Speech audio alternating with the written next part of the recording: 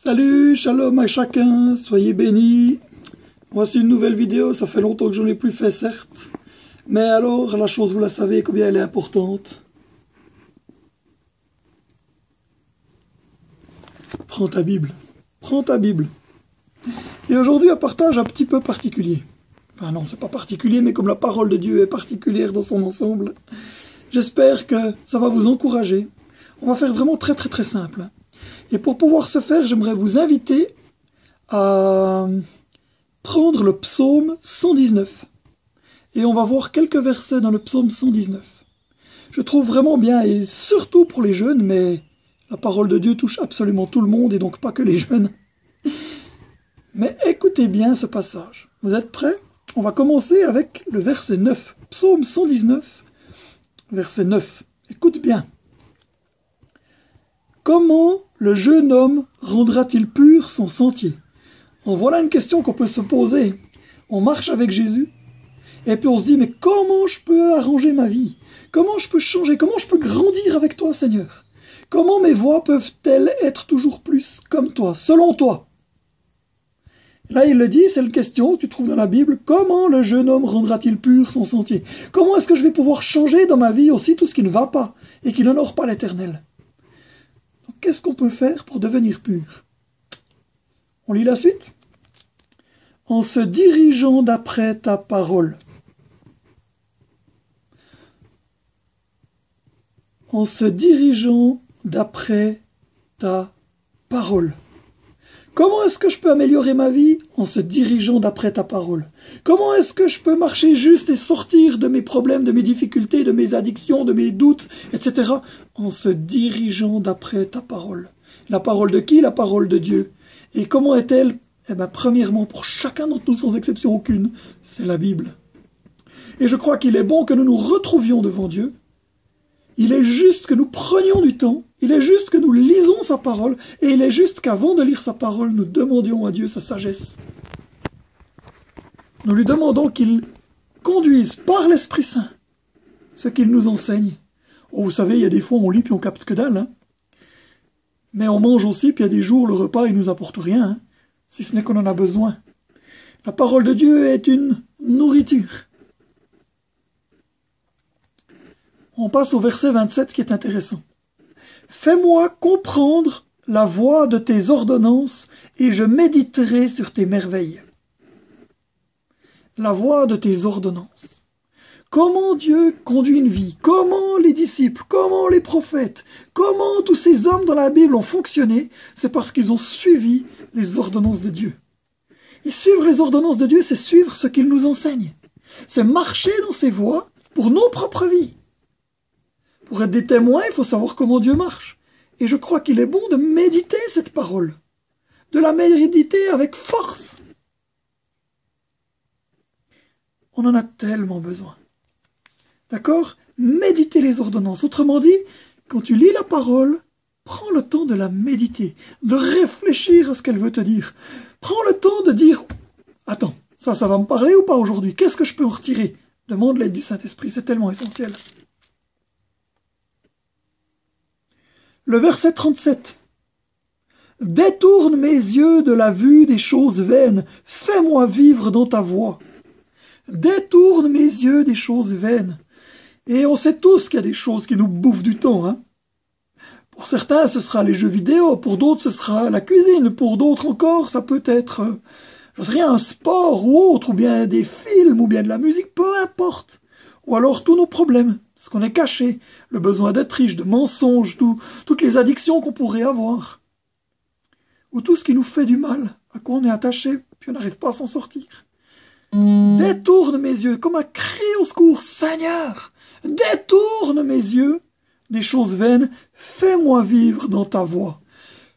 Plonge-toi dans la parole de Dieu, regarde la voie de l'Éternel, nourris-toi des bonnes choses. Et demande sa grâce et son aide. Demande-lui qu'il t'accompagne. Tu verras comme les choses, elles changent. Mais prends du temps, c'est sérieux. Le verset 57, c'est marrant, c'est encore un 7. Ma part, ô Éternel, je le dis, c'est de garder tes paroles. Et s'en souvenir. Et rendre la parole de Dieu importante. Tu sais quoi? Tu vois, hein, c'est une petite Bible que j'ai là, toute petite. Attends, je vais essayer de le montrer mieux, je sais pas si tu vois. Tu sais pourquoi? Parce que comme ça, je l'ai toujours avec moi. Alors, je la lis pas toujours, mais t'attends le bus, t'attends le train, t'as un moment de pause, j'en sais rien, à midi. Ou quand tu prends le café le matin, puis t'as besoin d'un petit temps. Bah, prends, ouvre-la et lis-la. Tout d'un coup, t'as besoin d'un coup de main, lis ta parole, et toujours une Bible avec toi. Je sais, il y en a qui ont l'application sur leur téléphone mobile, mais beaucoup ne l'utilisent pas. La Bible, c'est le papier. C'est le papier concret, c'est tu la tournes, tu la chiffonnes, tu la soulignes, tu la vis, tu t'en nourris, tu l'as avec toi. C'est concret, quand tu la vois, tu y penses. Le mobile, tu l'as tellement toujours avec toi que tu en oublies les 25 applications qui sont là, et surtout celle de la Bible. Ah, peut-être pas toi qui m'écoute, mais tu comprends ce que je veux dire. On passe au verset 101. 101. Oui, le psaume 119 est le plus long chapitre de toute la Bible. Je retiens mon pied loin de tout mauvais chemin. On a lu quoi avant? Je détourne mes yeux à la vue des choses vaines. Et puis maintenant, je retiens mon pied loin de tout mauvais chemin afin de garder ta parole. Tu vois la priorité comme elle se dessine? La parole de Dieu te nourrit, elle est importante, elle est vitale et elle remplace. Oui, elle remplace. Tout ce que tu lâches, nourris-toi de la parole. Tout ce que tu abandonnes, nourris-toi de Dieu. Demande la grâce du Saint-Esprit. Proclame la puissance de la croix. Jésus qui est cette parole incarnée. Lui qui proclame la vie. Proclame-la, proclame-la, proclame-la. Mets-la en priorité. Et après, je retiens mon pied loin de tout mauvais chemin. Parce que quand tu es nourri, tu as envie d'honorer Dieu et on a notre part. Avant, on dit « détourne mes yeux de la vue des choses vaines ». On demande à Dieu, maintenant on y va de nous-mêmes, un pas de plus. On continue au 112. « J'incline mon cœur à pratiquer tes statuts, toujours jusqu'à la fin. » Il y a notre propre décision. Dieu n'est pas notre baguette magique. Il nous donne toutes les ressources, mais nous avons des choix. L'apôtre Paul le dit plein de fois. Veillez sans cesse, priez, revêtez-vous des armes de l'esprit. C'est tout le temps nous qu'on doit faire. Mais plus tu te nourris, plus tu aimes Dieu, plus tu prends les choses en main, en demandant sa grâce et son aide, mais plus tu réalises que toi, tu as ta part à faire. Et ça devient beau. Oh, des fois, on n'en a pas envie. Ben, quand on n'en a pas envie, peut-être des fois, on devrait se mettre le coup de pied au derrière. Et je pratique ta parole. Ça devient vivant, la parole devient vie. Allez, on arrive au bout.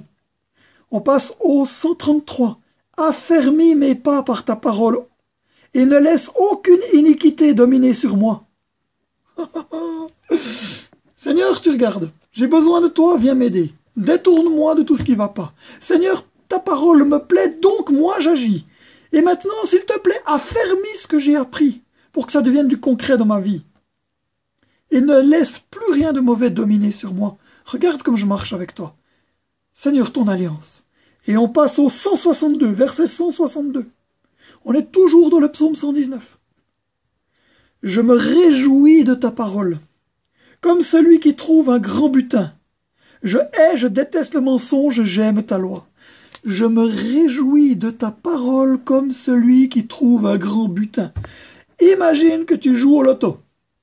Moi, je ne le fais pas pour diverses raisons. Mais admettons, c'est l'image. Imagine que tu joues au loto et que tu gagnes le jackpot. Ça va te faire la joie.